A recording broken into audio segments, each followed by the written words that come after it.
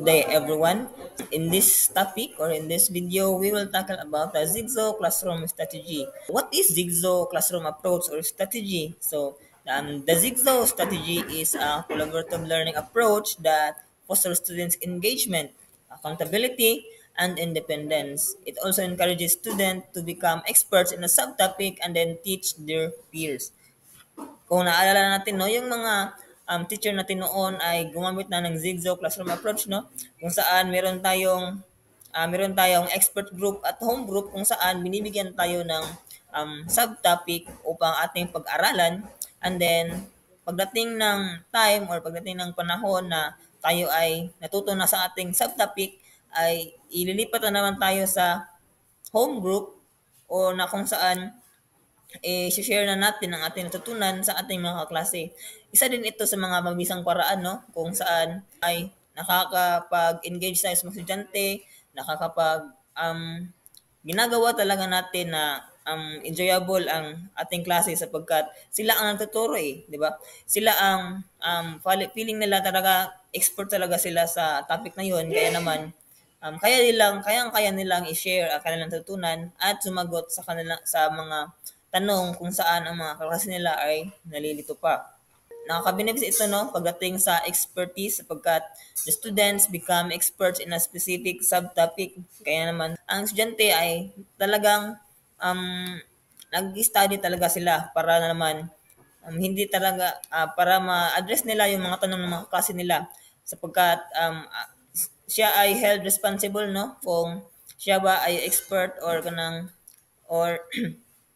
alam niya ba talaga ang topic na yan sapagkat kung hindi niya talaga alam or medyo may kalituhan pa siya, ay paano niya naman mas-share na mabuti or comprehensive ang kanyang topic na na-assign. And then, it can also foster peer teaching where experts share their knowledge with other group members. So, ayan ang sinabi ko kanina. And then, collective learning where students construct a complete understanding of the main topic. Kapag hindi mo talaga natutunan ang topic mo ay medyo vague lang yung pagka-share mo sa mga klase mo. And then, Zigzag Puzzle Strategy can also develop critical thinking skills where students analyze and synthesize information from various sources. And then it can also, the students can also construct clear explanations and answer peers' questions. And then it can also refine their understanding through discussion and feedback.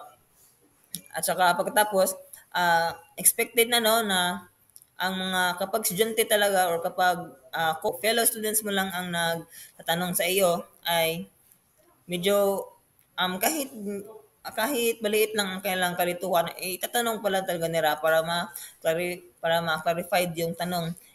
Minsan kasi, kapag nalilito yung estudyante, lalo na pag yung teacher no ay medyo ma-terror or ganun, yung hindi maganda or approachable yung ugali, ay natatakot sila o nahihiya silang magtanong. Kaya naman kung estudyante lang ang nag-share ng kanilang topic ay hindi sila nahihiya magtanong kaya naman dapat talaga ng estudyante ay alam ang topic na yan kaya naman isa ito sa mga nakakapag-develop ng critical thinking skills. And also Zigzag puzzle has some of the challenges no sa ating integrated schools. One is the time constraint for mastering and teaching the concept. Kasi nga 'di ba lalo na ngayon sa ating matatag curriculum na 45 minutes na lang ang binibigay kada subject and then syempre on the spot yung bibigay na topic sa iyo kaya naman medyo challenging talaga siya na matutunan mo sa limited time na iyon.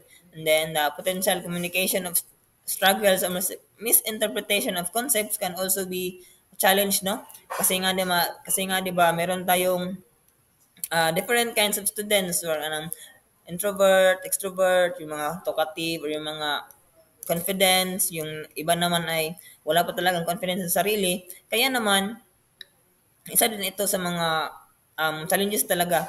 And then one of the challenges also is that ensuring active participation of all students. Kasi nga 'di ba, minsan lalo na kapag yung mga estudyante ay busy sa kanilang ginagawa, hindi mo talagang masasabi na ang lahat ay nagpa-participate, kaya medyo isa rin ito sa mga challenges, no, na ating kinakaharap o makakaharap sa future, lalo na sa atin na pre-service teacher.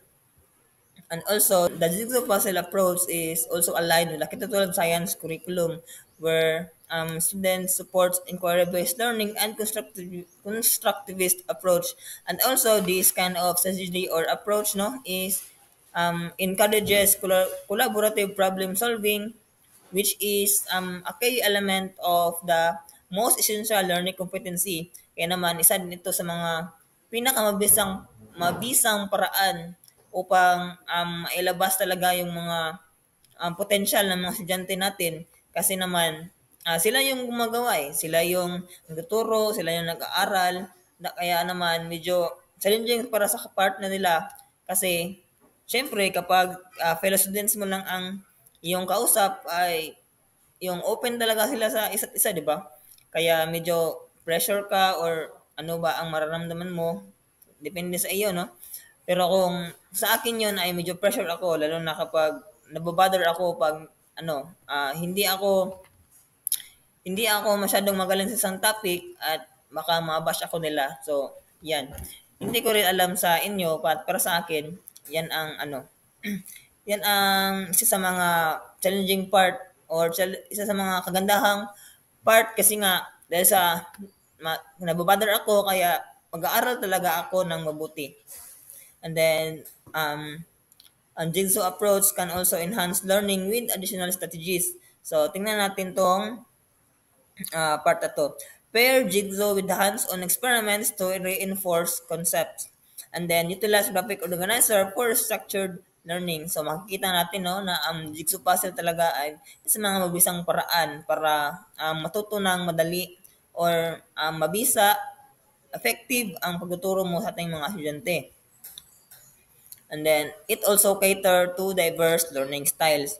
So, for example, a visual learner benefit from diagrams and concept maps.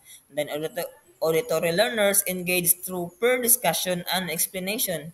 Kinesthetic learners actively participate in teaching and presenting concepts, kasi nga 'di ba same sa sinabi ko kanina, na estudyante talaga ang gumagawa sa strategy or approach na ito.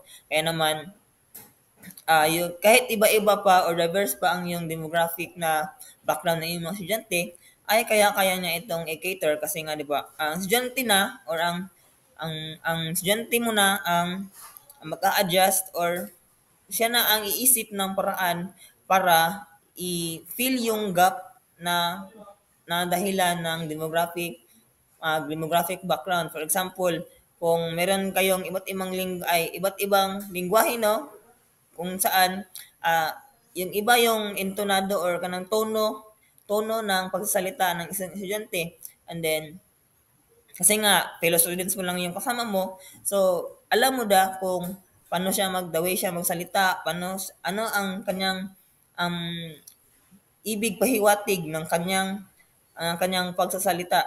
Kaya naman isa ito sa mga nag-fill ng gap, no, sa ating demographic background, kung saan meron tayong iba't iba at kanya-kanyang mga kultura.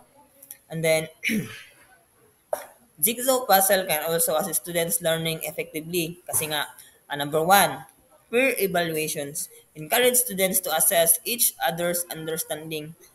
And then, number two is self-reflection. Promote metacognition through individual reflections. And then, number three is short quizzes. Assess comprehension after group sharing and discussion. So, balik tayo sa number one. Peer evaluations. Kasi nga, kapag ang kasama mo lang or ang ang tao na iyong sinasabihan, na iyong natutunan ay ang iyong kaklase, ay meron talaga silang immediate feedback, no, kung saan sinasabi talaga nila kung ano ang nalituhan or ano ang kaibahan ng kanyang natutunan sa iyong sinabi. For example, sabi ako na buoyancy is the force that push the object or something upward, and then yung natutunan ng isang kaklase niya ay hindi, kaya meron talaga siyang ay hindi, sasabihin talaga ng kaklase niya ay hindi, ito yung natutunan ko sa topic na iyan, ganyan. So, pwede nila itong erase, no, sa kanilang mga teacher para naman um, maging clear yung understanding, and then dahil nga sa meron tayong ano, no, yung umangal yung isang kaklase ay good thing yun kasi meron tayong peer evaluations. And then it also ano, no, self-reflection kasi nga um, nagre-reflect yung ibang bata lalo na kapag meron talagang kalituhan, and then nilinaw mo as a teacher, and then nagre-reflect talaga yung mga bata na gagawin ko sa susunod, ganyan. And also, importante din ang short quizzes, no? Para malaman mo talaga na ang mga expert groups ay nasi-share na comprehensive, brief but comprehensive na mga topic, no? Or ang mga knowledge na kanyang dapat i-share sa kanyang mga klase. And then, yun lang po. Salamat sa pagkikinig. Bye-bye!